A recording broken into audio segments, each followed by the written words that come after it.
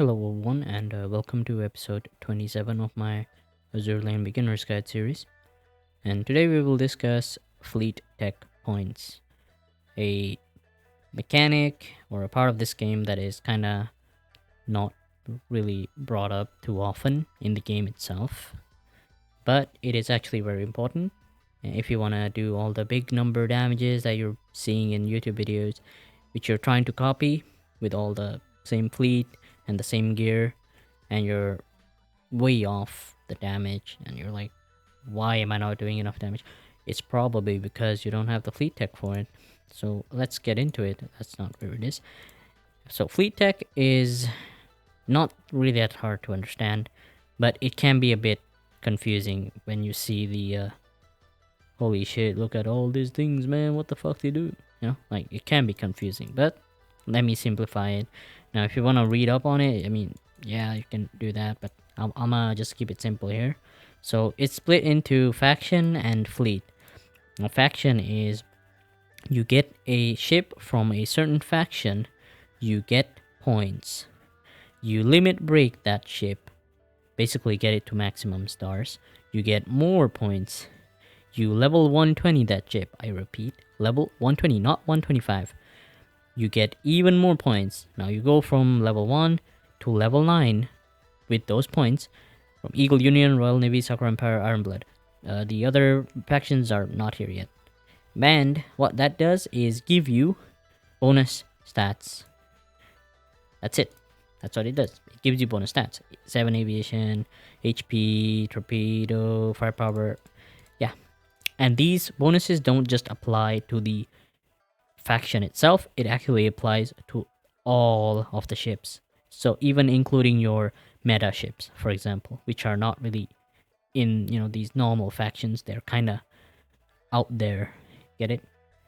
Because they're out of the fleet.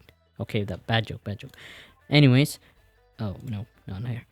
That's what the faction part does. So level 9 is the max, and these are the maximum stats that you can acquire. And now you're like, oh, what the fuck? Not 7 aviation, 10. Like what? That's like really low. Don't worry, you can get more stats by doing something even more tedious. I mean, that's really not tedious, but basically, if you target level up certain ships, for example, let's just say I'm not making my shots, I keep missing, and I don't do damage. So I target Champagne because she gives me firepower when I acquire her. And when I level 120 her, she gives me hit, which is basically like you don't miss too often. I forgot the word for it, but yeah. You hit your shots, you do the damage, simple as that. And for some reason, if you think you're low on HP on a battleship or battlecruiser, then you can get that as well. But basically what you want to do is go to the Wikipedia and look at the ships that give you, for battleships, that give you reload and firepower. You get those ships, level them to 120. Boom, you get the extra stats. And for aircraft carriers, you want to get a reload and aviation. See what ships give you reload and aviation. You get them and you level them up to 120, and boom, you have the extra stats. And of course, keep leveling up your ships so that you level 9, max out these, so you get all the extra stats that you want. And that's really all there is to it. You acquire the ship, you level the ship, you get more damage. So Azur Lane is a game where the more you play and the longer you play for, the more damage you will eventually be able to do.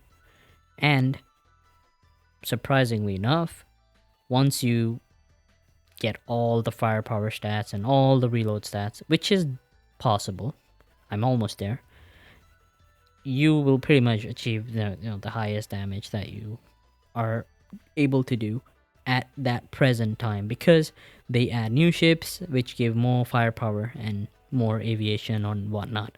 But Realistically, all you really want to do is focus on battleships and aircraft carriers. You don't really want to care too much about destroyers or heavy cruisers. They're not your priority. Your priority is battleships, battle cruisers, and aircraft carriers, since they are your main damage dealers. You focus on getting tech points for them, and you'll eventually be able to do the big damage numbers that you see in YouTube videos. And it takes time because you have to level 120 a lot of ships, but it's worth it if you're just playing the game. You will be leveling up ships, so this kind of gives you an idea of which ships are more important to level first.